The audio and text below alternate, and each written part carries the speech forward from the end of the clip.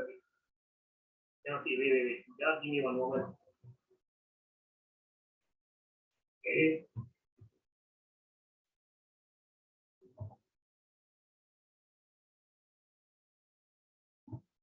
Okay, what about now? Can see students? Boleh nampak ke? Okay. So today is hari ni berapa ni bulan eh? Confused banyak kelas ni. Non-stop again class. Today is 27. Okay. 27 Mei 21. Okay, ini merupakan kelas sains. Okay, form 3, tingkatan 3. So we had a class yesterday. Berapa ramai yang buat revision daripada mana kita berhenti semalam? How many students, okay, able to do the revision? Berapa ramai yang buat revision kelas kita? Of what we learned yesterday, student? Anyone? Apa yang kita belajar semalam? Come on, just want to do a little bit of what we call a revision. Okay, what we learned yesterday? Apa yang kita belajar semalam, student? What we learned? Okay, kindly send me in the chat. Let me read the chat. Okay. Okay, endothermic. Bagus. Endothermic. Sama what we learn. Inside the endothermic, what we learn. Tenaga haba. Yesterday class recording have. Yes, ada. Saya terhantar dekat FT. Exothermic. What does it mean by exothermic? Apa yang dimaksudkan dengan exothermic? Haba dibebas. Apa yang dimaksudkan dengan endothermic? Haba diserap. Ini example of exo. Contoh-contoh exo. Respirasi. Okey, memasak, membakar. Okey, very good. Pengaratan. Yesterday you got asked a question, right? Cikgu, karat tu endo ke exo ada kan? Dan cikgu jawab itu adalah exo. Sebab dia akan menghasilkan haba. Pembakaran bunga api, yes. One more, proses penetralan. Ingat lagi proses penetralan. Student, jelas ke suara saya? Jelas tak? Boleh dengar Okey. Tindak balas natrium hidroksida dan air. Saya rasa saya berhenti dekat sini. Okey. Still remember the cooling pad, the hot pad. Lepas tu cikgu bagi contoh. Contohnya ambil ini merupakan satu pad panas. Okey. Ini merupakan pad panas. Dalam pad panas ni, bahagian dalam adalah air. Bahagian dalam ada air. Di bahagian luar tu, dia letak serbuk. Serbuk natrium. Okey, dengar kelas nak tulis pun tulis. Okey. Serbuk natrium hidroksida. Maka, apa yang akan berlaku adalah, let's say you squeeze dia.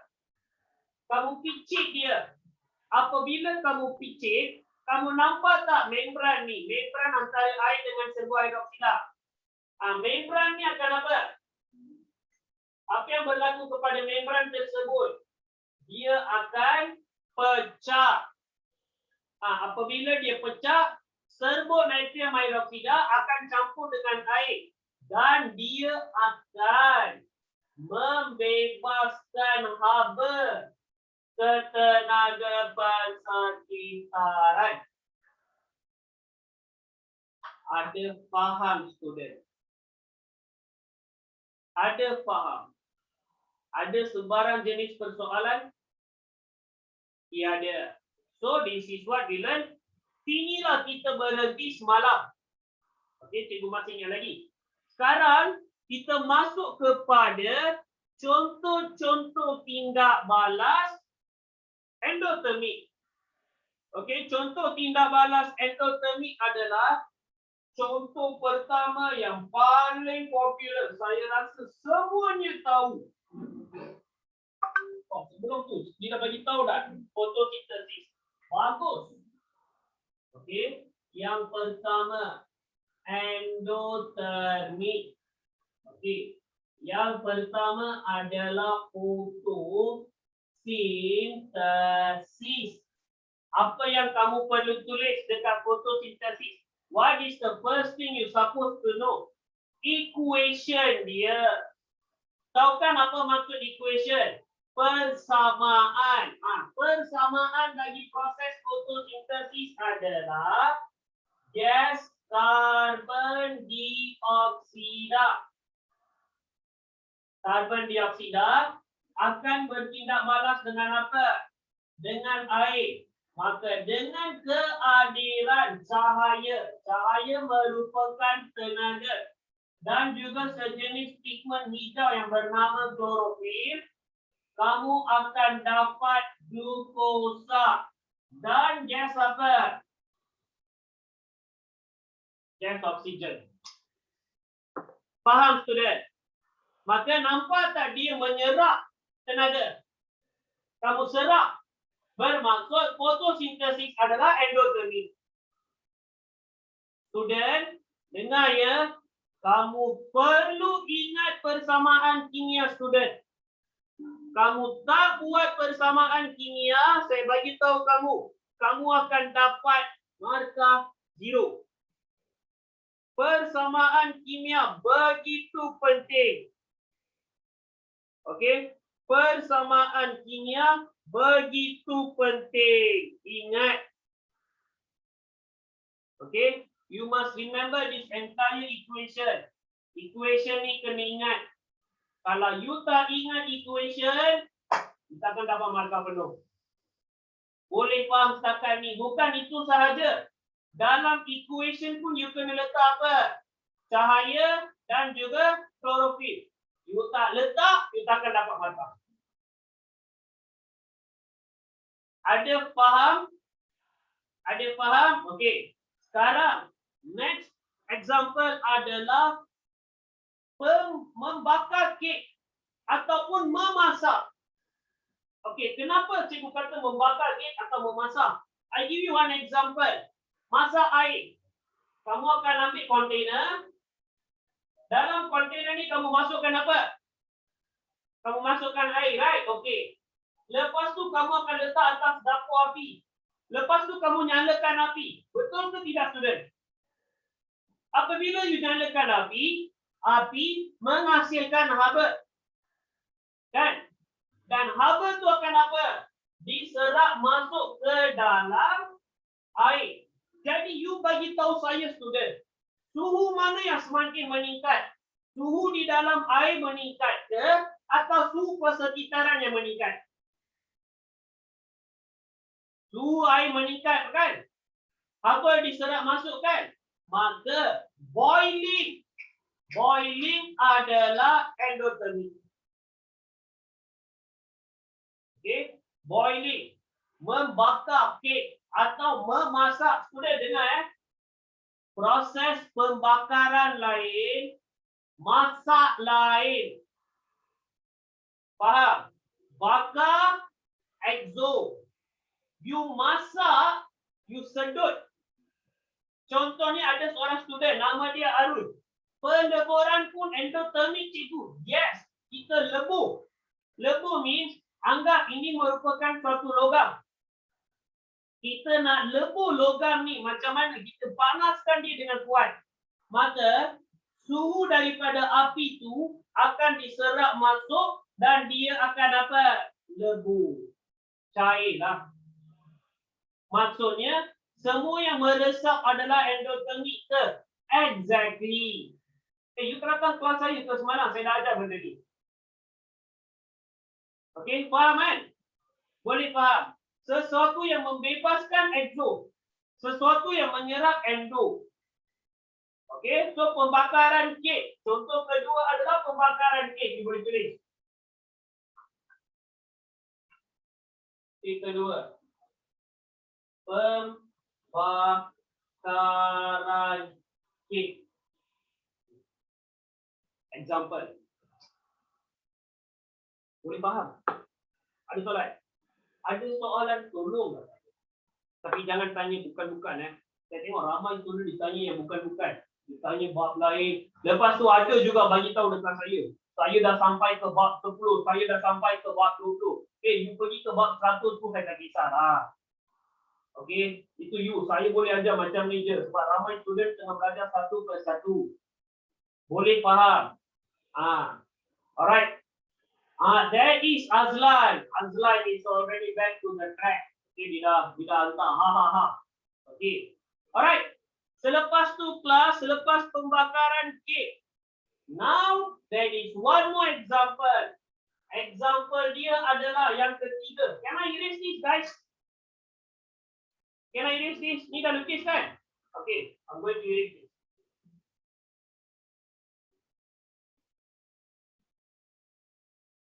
Okay, ini merupakan contoh ketiga. Okay, contoh ketiga adalah tindak balas. Okay, tindak balas. Dengar student, tindak balas antara amonium. Tolong ingat student. Nama garam tu adalah ammonium chlorida. Tindak balas antara ammonium chlorida dan air. So how does it look like? Inilah bentuk dia. Okay. Tadi kita belajar hot pack. Pack panas. Sekarang kita nak belajar apa dia? Cooling pack. Bagus. Pack sejuk. So this is how it will look like. Okay, ini merupakan pack dia. Dalam ni kelas ada air. Ini merupakan suatu membran yang nipis. Okay, yang betul-betul nipis. Dekat sini kelas, bahagian luar ni, dia ada serbuk ammonium chlorida. Boleh faham? Okay, dia ada serbuk ammonium chlorida. Maka, apabila kamu pecik, when you squeeze, membran tu akan koyak, serbuk ammonium chlorida akan bercampur dengan air. Apabila dia bercampur dengan air, quickly kamu akan nampak semua haba di persekitaran akan diserap masuk. Maka, suhu sekeliling akan drop. Ini adalah apa? Nama dia adalah pack sejuk. Boleh faham student? Boleh faham tak? Ingat, ini satu benda. Later, you will do an experiment.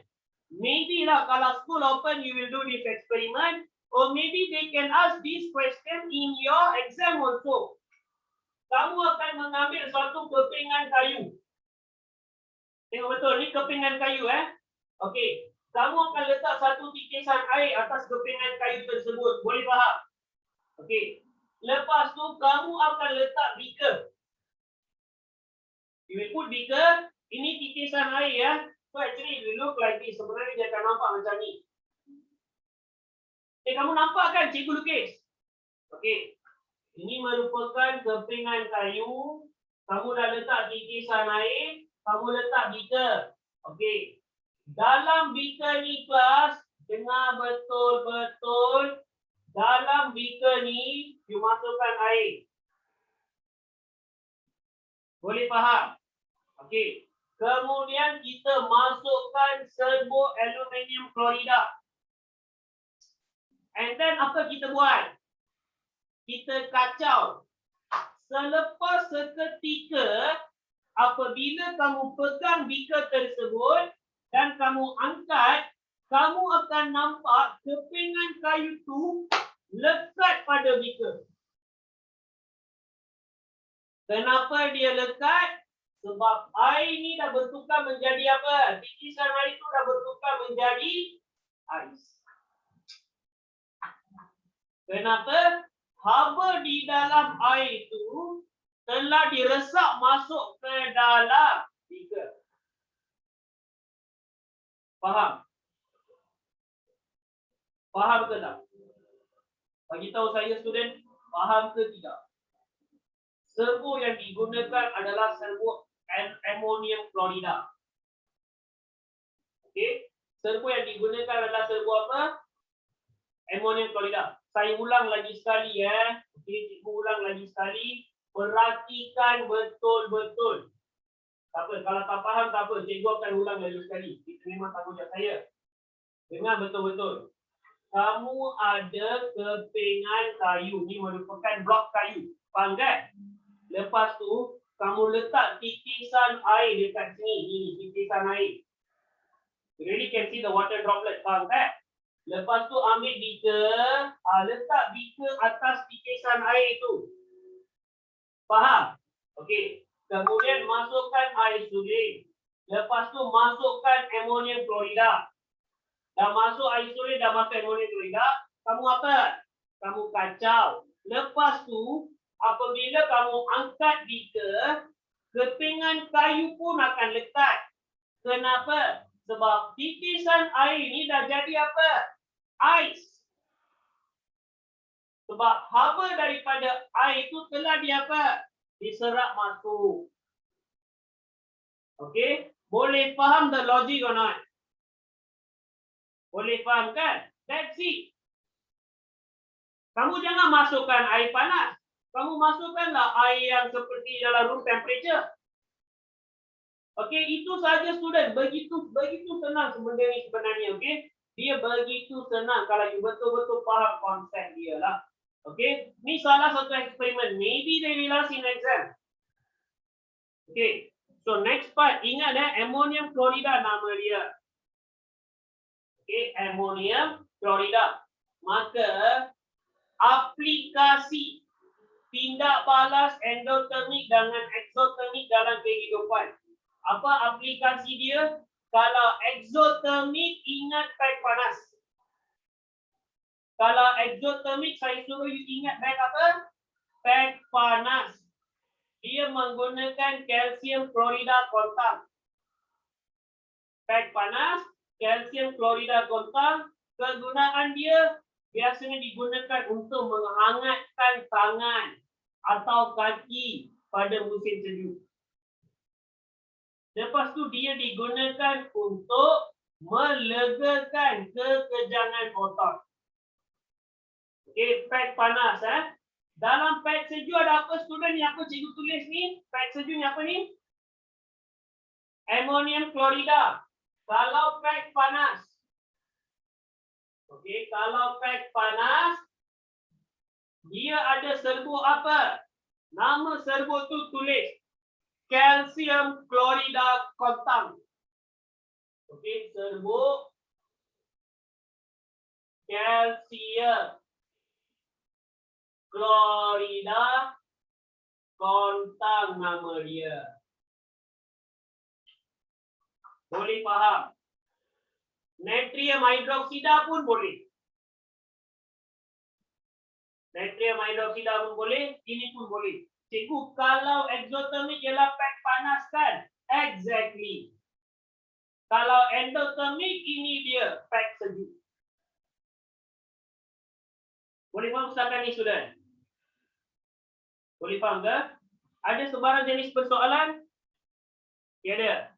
So ingat, kalau endothermic, dia menggunakan contohnya ni dia. Ammonium klorida. Selain daripada ammonium klorida, I'm giving you one more. Ammonium nitrate. Salin. Selain daripada ammonium klorida, ada lagi satu nama dia, ammonium nitrate. Dua-dua bertindak balas dengan menggunakan konsep yang sama. Biasanya kegunaan pad sejuk adalah apa? Let's say kamu ada demam panas. Terlalu tinggi suhu badan, kamu boleh menggunakan pad sejuk.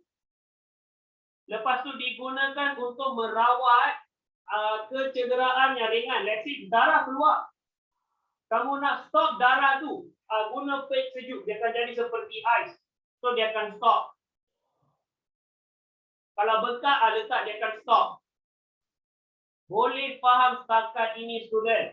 Dia digunakan untuk mempercepatkan proses pembekuan darah.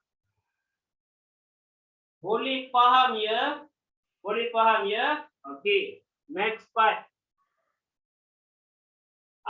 Lagi satu exothermic. Saya tak tahu sama ada anda pernah guna ke tidak. Ni contoh lagi satu bagi exothermic. Dia dikenali sebagai glow stick. Pernah dengar? Glow stick ni is a stick macam ni. Bila you squeeze kan, dia started to glow. So you pergi kepada lighting concert apa-apa you can read. Itulah nama dia glow stick. Biasanya kalau pengangkat, you want to enter to a forest, you nak mark dekat mana you pergi, so you akan apa? Guna glow stick dia ada macam ni, lepas tu you just squeeze it, okay? Bengkokkan dia akan patah, lepas tu dia start ada glow. So biasanya digunakan dalam aktiviti perkemahan atau menyelam.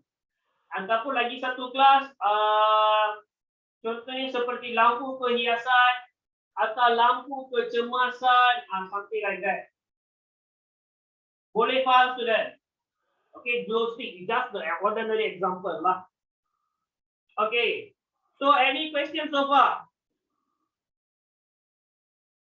Ada sebarang jenis persoalan? Ada, tolong tanya, student. Jika ada, tolong tanya cepat. Ada soalan, tolong tanya.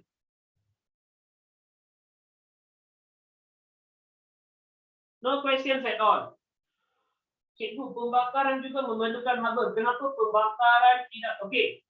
Pembakaran exo. Pemanasan endo. Okey. Pembakaran exo. Pemanasan endo. Endothermic, saya ingat sebutan endo.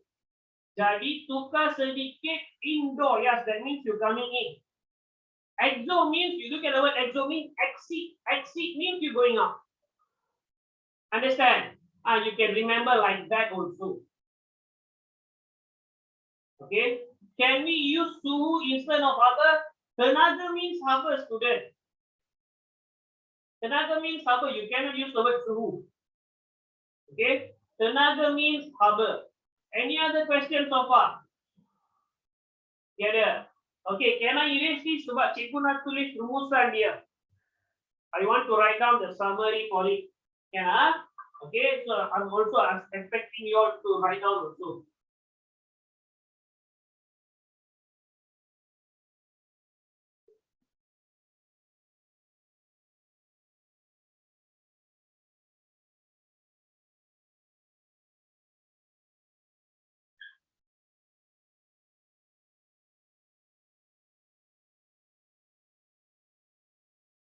Okay. So for exothermic is fat sejuk, which is ammonium chloride. Yes. Ammonium chloride pun boleh, ammonium nitrate pun boleh. Serbu, right? Obviously. Okay, dalam bentuk serbu. Ada soalan? Any other questions? If you don't understand or you want me to repeat again? Semuanya okay Tak ada masalah ya? Everything is fine now. Okay. Sekarang saya nak buat summary. Nama topik ni kelas adalah apa? What is the name of this topic?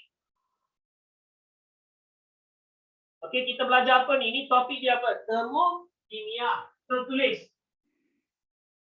Termokimia. Okay, actually this one you can see inside your textbook. Dalam textbook pun ada. Okay.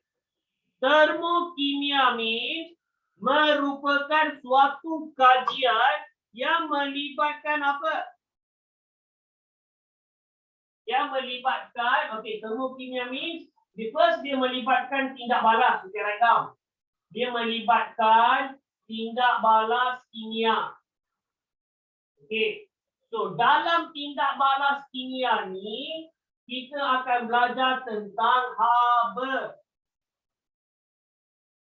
Okay. Termokimia. Nama pun termokimia, maka kita belajar tentang tindak balas kimia.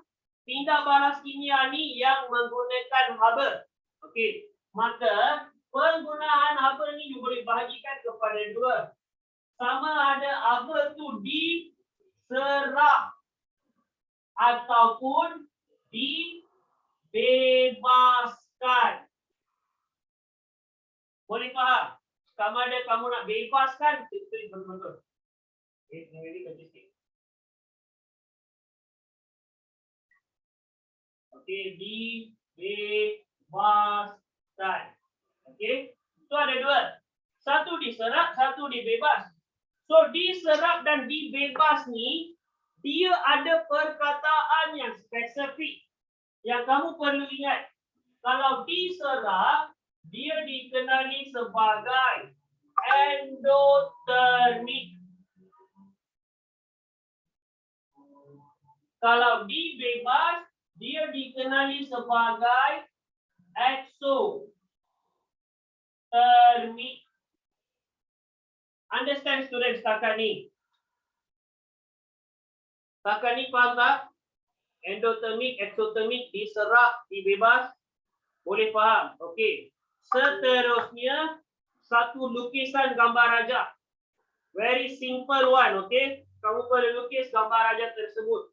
How does it look like? Kalau diserap, just draw like this. Ada conical flask. Dalam conical flask ada larutan. Okey, arrow down. Arrow tu ke dalam. Boleh faham? Okey, this is how it look like. Kalau dibebaskan, beginilah rupa bentuk dia. Arrow out. Boleh faham student? Boleh faham Okey. Seterusnya adalah contoh-contoh proses exo dan endo.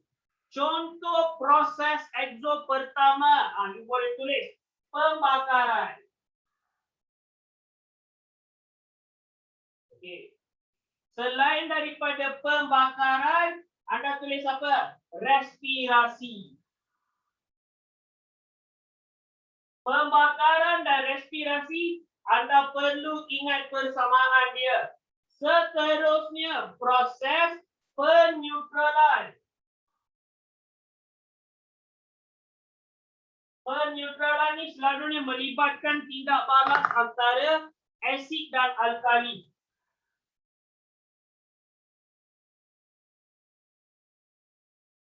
Asid dan alkali yang menghasilkan garam dan apa? Dan air. Boleh faham student? Boleh faham? Manakala jika you tengok dekat sini, manakala dekat bahagian endotermic pula di mana apa diserapkan? Contoh dia fotosintesis.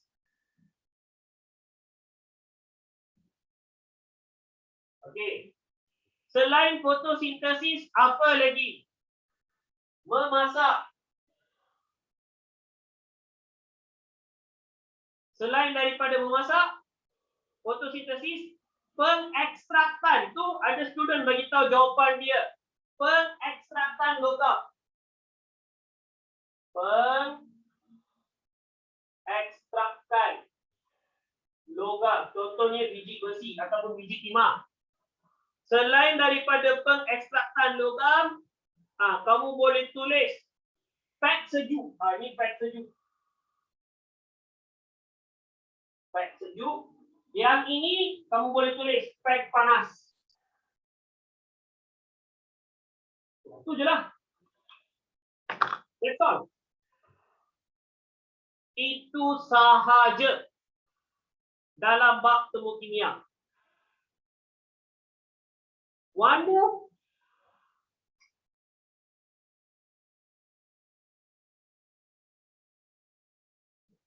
You can include this one. Pengaratan. I just move a bit. Okay, I just move a bit. You guys can take a screenshot of it. Okay, boleh ambil screenshot guys. I just move a bit. Okay, take a screenshot guys.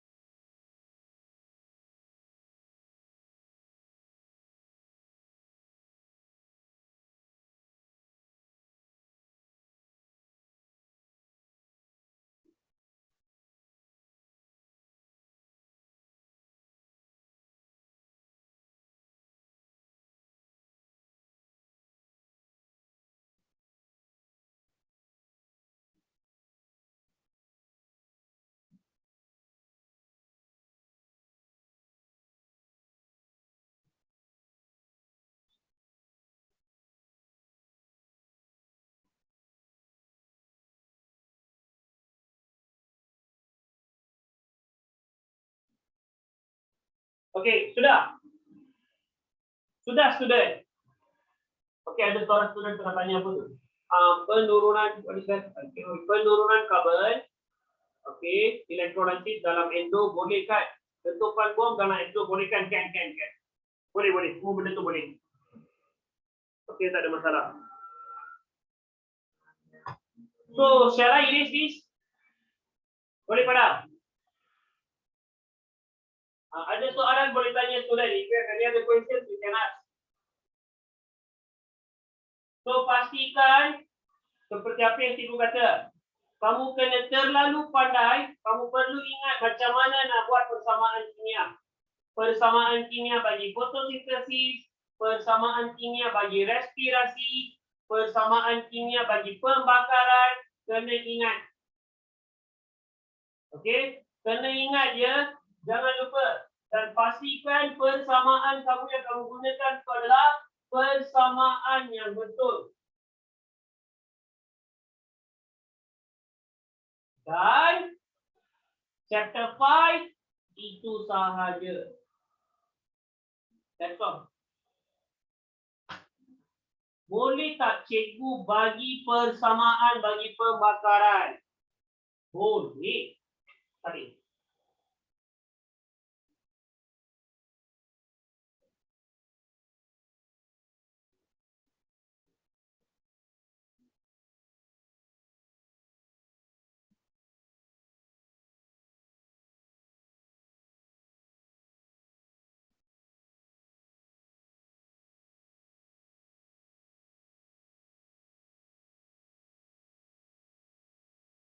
Ini dia. Nampak? Bahan api ni apa saja yang boleh terbakar. Anything which is able to what? Flammable.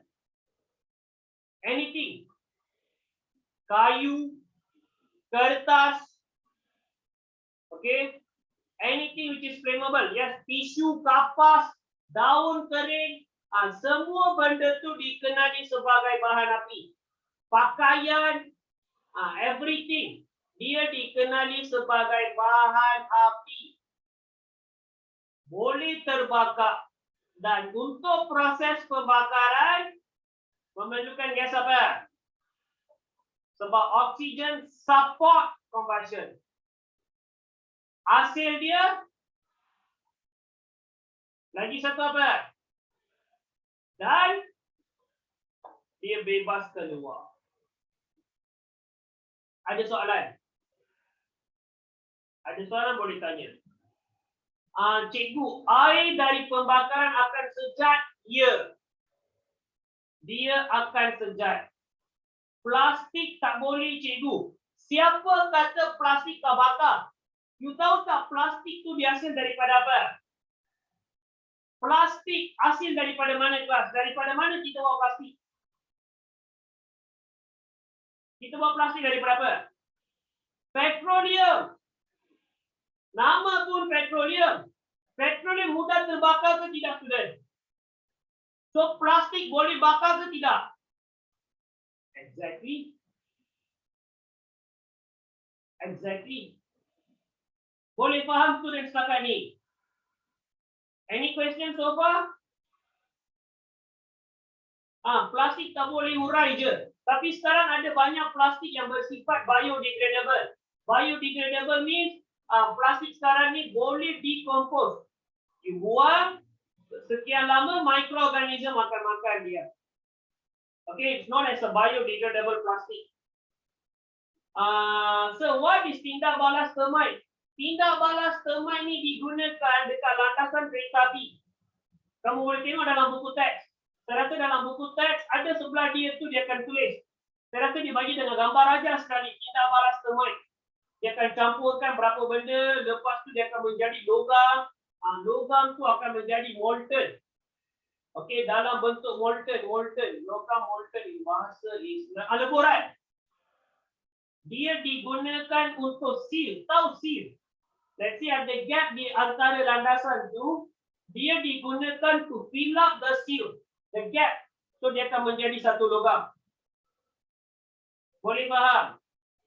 So itulah thermite reaction. So that is exothermic gas. Dia akan membebaskan haba yang tinggi. Baru lubang tu akan lebu. So lepas tu dia akan apa? Alright, dia akan lebu. Boleh faham student? Boleh faham So that is termokimia lah. Itulah bab termokimia. Dan kita dah habis dah bahagian termokimia. Seterusnya kelas adalah bab 6. Okey. Bab 6. Apa yang kita belajar dalam bab 6? Siapa yang ada buku teks, tengok buku teks. Apa topik yang diberikan kepada bab 6? Cikgu boleh tak bagi persamaan bagi pendidikan air yang endothermic? Cikgu dah bagi dah. Inilah persamaan yang biasa. Kalau pembakaran, inilah persamaan dia. The general one. Okay, this is the general. Okay, now we enter to chapter 6. Okay, chapter 6. Apa bab chapter 6 student? Apa topik dia? Elektrik dan kemagnetized. So, dua benda kamu akan belajar dengan apa? Dengan sama. Okay, dua benda kamu akan belajar dengan sama. Iaitu kamu akan belajar pasal suatu tenaga. Apa nama tenaga itu? Tenaga elektrik. Dan kedua, magnet. Boleh faham? Okay, come we go through it one by one. So, subtopic 6.1. Look at the subtopic 6.1. What it says? Subtopic 6.1 dia kata penjanaan. Okay, penjanaan tenaga elektrik.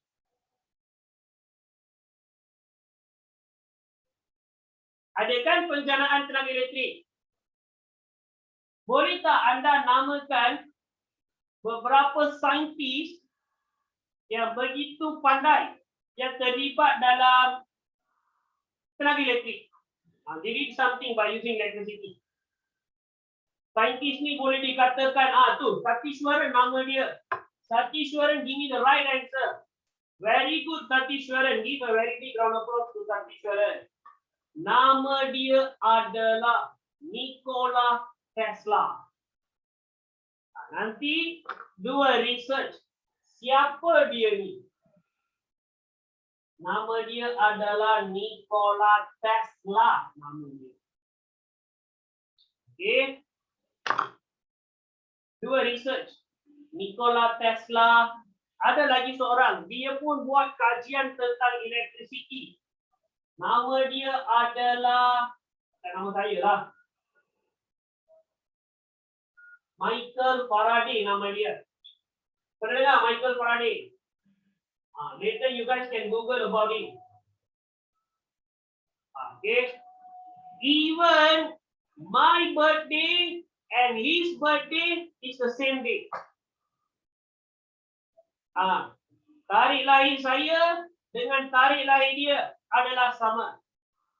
Michael Faraday nama dia.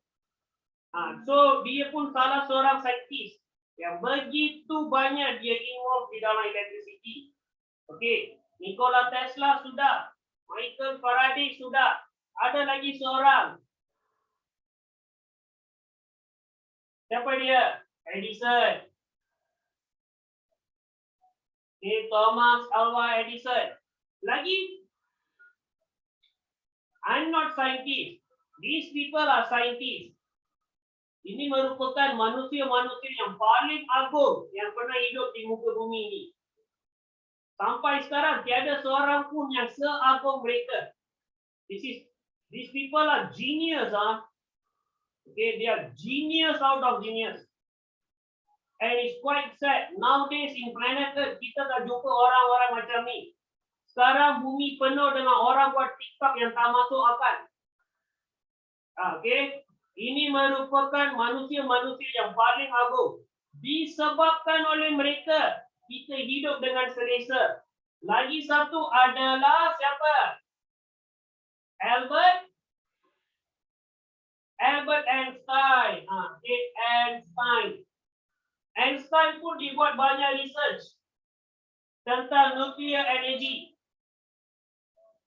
Stephen Hawking, yes, I accept Stephen Hawking, but I don't know, he got do anything with electricity, I'm not sure. Tapi ini merupakan manusia-manusia yang genius lah. Okay. Jadi kelas, you just compare. You compare yourself, you compare with them. Kita kat mana? Mereka kat mana? Dah tergelak saya rasa ramai dah tak tergelak dah. Okay. Definitely these people are best out of best. So ini semua orang-orang yang involved dalam electricity. Alexander Graham Bell, telefon. Bukan saja telefon. Tahu telegram. Pernah dengar tak perkataan telegram? Itu pun Alexander Graham Bell juga. Radio, you know radio. Radio also because of this same guy. Okay, radio, telegram, telephone is something to do with Alexander Graham Bell. Okay, macam mana kita nak jadi saintis? Macam mana saya nak jawab soalan dia? Saya pun tak tahu. Okay, so what they did exactly? Invention lah, they did lot of things. Okay, now we back to our chapter 6. Okay, we back to our chapter 6. Sumber-sumber tenaga. Okay, tengok. Sumber-sumber tenaga. Okay, type of energies. Terdapat pelbagai jenis sumber tenaga di bumi kita. Okay, kita dapat pelbagai jenis tenaga, sumber tenaga di bumi kita. Plus, I want you to differentiate these two things. How to differentiate? Satu adalah sumber. Faham? Satu adalah sumber, lagi satu adalah bentuk. Contoh yang paling senang, kamu ambil matahari. Matahari adalah sumber. Tapi bentuk tenaga yang kita dapat daripada matahari adalah apa? Tenaga cahaya dan tenaga haba. Nampak perbezaan dia?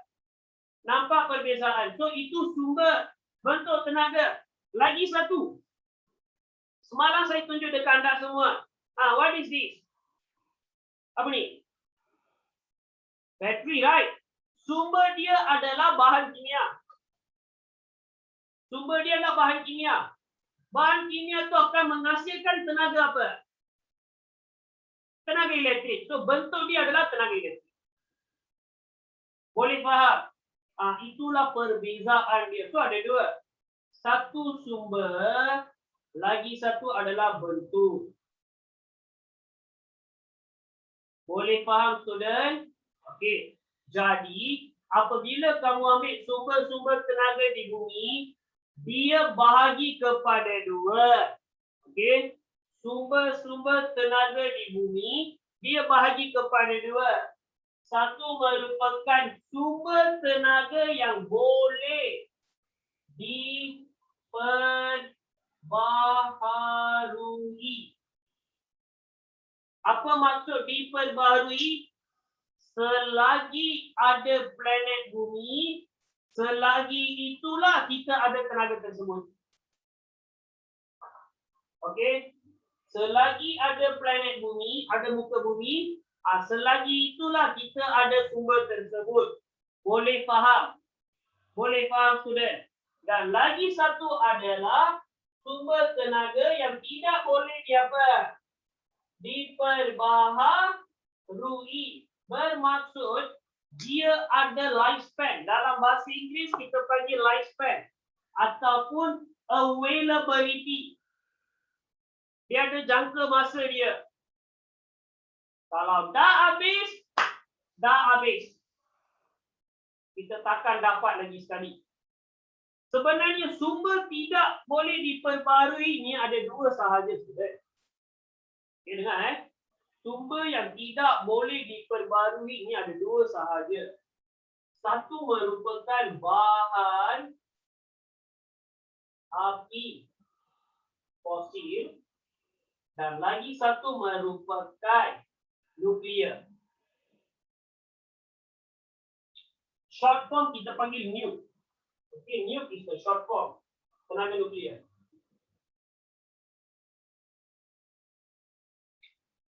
Okay, nuclear energy. Dua bentuk tenaga ni, kalau dah habis. Okay, quickly guys, you want to write down, quickly write down. I just step aside a bit. Better write down.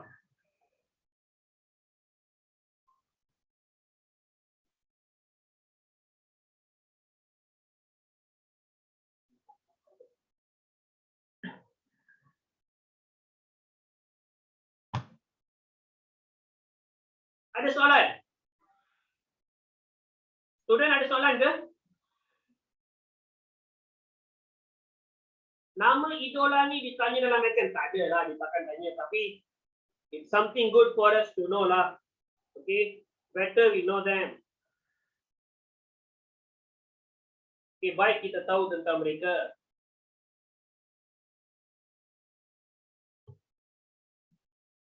Alright, ada student tanya, bahan api fosil sumber tidak boleh dibawa ke? Ya. Petrol, gas, semua benda kita tengok ni, nanti akan datang suatu masa, dia akan habis. You won't get it anymore. Habis means like permanently gone. Pasal tu sekarang, kebanyakan dunia, okay? Kebanyakan negara sekarang, most of the countries, dia pergi kepada tenaga alternatif. Iaitu dia nak menggunakan apa? Solar. So by using solar energy, dia akan charge kereta tersebut. Contohnya seperti Tesla. Ada satu kereta, nama dia kereta Tesla. So dia menggunakan benda tu. Sebab nanti bahan api ni suatu masa dia akan habis. Kalau dia habis, like permanently don't have. Takkan ada lagi.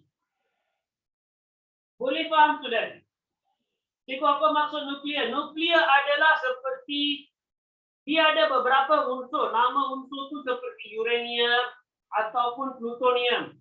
So apa yang berlaku? Dia ada satu chain reaction. Dia akan langgar antara satu sama lain. Hasil daripada langgaran tu dia akan menghasilkan tenaga haba yang tinggi. Okay? So next dikata apa tau? Sumber tenaga yang boleh diperbarui. Okay? Sumber tenaga yang boleh diperbarui akan tidak kehabisan walaupun digunakan dengan banyak dan kerap. Tetapi yang tidak boleh diperbarui akan kehabisan. Yang diperbarui dia akan kekal lama. Yang ni dia kekal lama. For a long time. Boleh faham student? Okay, boleh faham cikgu, saintis ada estimate bila petroleum akan habis. Saya pernah baca dalam satu artikel, dia kata dalam masa lebih kurang 30 hingga 40 tahun lagi tak ada petrol. I don't know lah. I just read the journal. Dia kata in another 30 to 40 years there will be no petrol left. Tiada lagi petrol. Okay. Dan negara-negara maju seperti Jerman. Saya rasa Jerman dalam masa lagi 4 atau 5 tahun, maybe 2024, 2025. No more petrol-based vehicle. Semua ni dia guna tenaga elektrik. Okay? Dia akan menggunakan tenaga elektrik. Boleh faham student? Malaysia kita jauh I'm telling you the truth guys. Dia seperti langit dan bumi. Negara-negara maju seperti yang Japan, Jerman, Denmark dengan kita, I'm telling you, wow, it's a huge gap. We don't know when we can go and compete with them. You know why? Because most of the scientists are Malaysian born. They are dah pergi ke overseas. They don't want to come back to Malaysia. So that is what happening over here. Okay, itu yang tengah berlaku dekat sini sebenarnya. Ada soalan student? Why? I don't want to tell why. You sendiri yang tanya jawapan itu. Alright, then we continue. So, contoh-contoh tenaga, what do you know? What is the example of tenaga yang kamu tahu? Contohnya adalah, write down, tenaga hidro. Okay, saya tulis kat sini. Okay, tenaga hidro. Guys, maksud hidro adalah apa? Air, water. Okay, iaitu empangan. Okay, selain daripada tenaga hidro, you boleh tulis tenaga ombak. Okey, tenaga ombak ni tentang air pasang surut. Kasihlah saya. Tidal and wave. Okey, pasang surut. Lepas tu one more tenaga solar. Sebenarnya negara Malaysia ni merupakan suatu negara yang mempunyai pancaran matahari sekurang-kurangnya 10 jam. Matahari terbit pukul berapa student? 6.45 pukul 7 dah ada matahari, right? Lepas tu matahari terbenam pukul berapa? Maybe next 7 or 7:30, yes or no? So kita ada satu jangka masa yang besar tau. So dalam jangka masa yang besar ni, cuba bayangkan berapa banyak tenaga yang dapat obtain. Tapi masalahnya, rakyat Malaysia, kita tak pasang panel suria dekat bumbung. Kita hanya tengok cerita lakonan suria sahaja. Tapi kita tak pasang panel suria dekat rumah. That is the problem. So, you boleh dapat secara free. Tapi ada ramai yang guna juga. Tapi kebanyakan dia tidak. Kemudian tenaga angin. Okay, wind. Selepas tenaga angin, apa dia? Tenaga biodiesel. Pernah dengar tak biodiesel tu apa? Animal waste, plant waste. Okay. Ada seorang student yang tanya, so some houses have something on the rooftop. Yes. That one lah we call solar panel. Black in color which is made from glass, right? Okay. Mana boleh beli? Banyak company jual apa? Yang spinning tu lain. Itu adalah bagi mengeluarkan udara panas. Ada lagi satu. Nama dia dikenali sebagai tenaga geothermal. Saya rasa kamu dah belajar benda ni semua dalam geografi. Pernah dengar geothermal?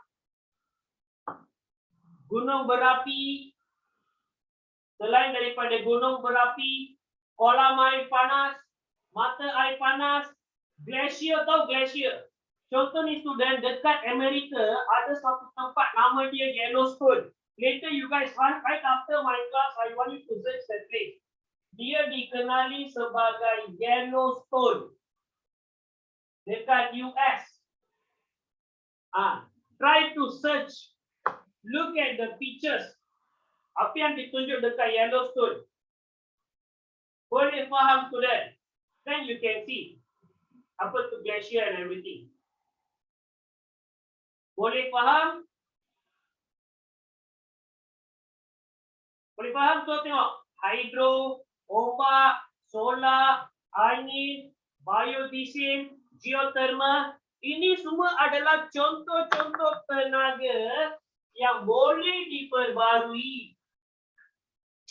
Reusable energy, very colorful, sir, the Yellowstone, yes. Ada beberapa place untuk tourism spot. It's like, okay, example Yellowstone ni macam mana tau?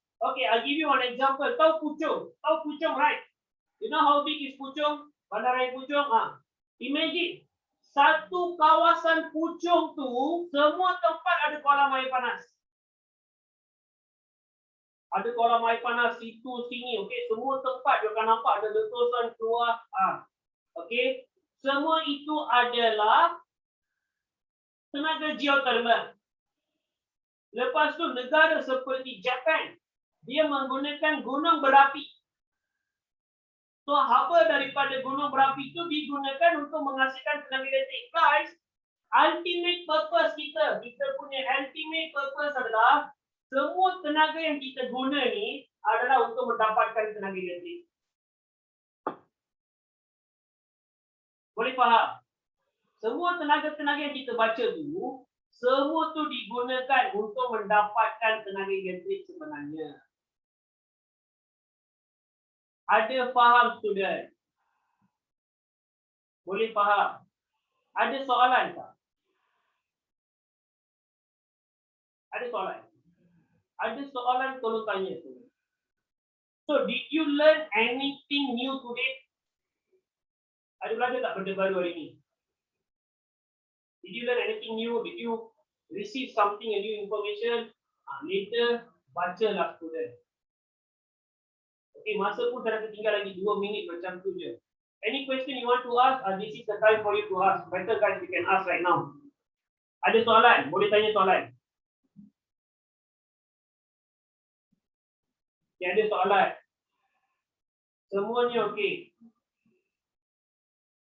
Okey. Jangan masukkan tenaga diesel. You kata diesel. Diesel adalah tenaga yang tidak boleh diperbarui.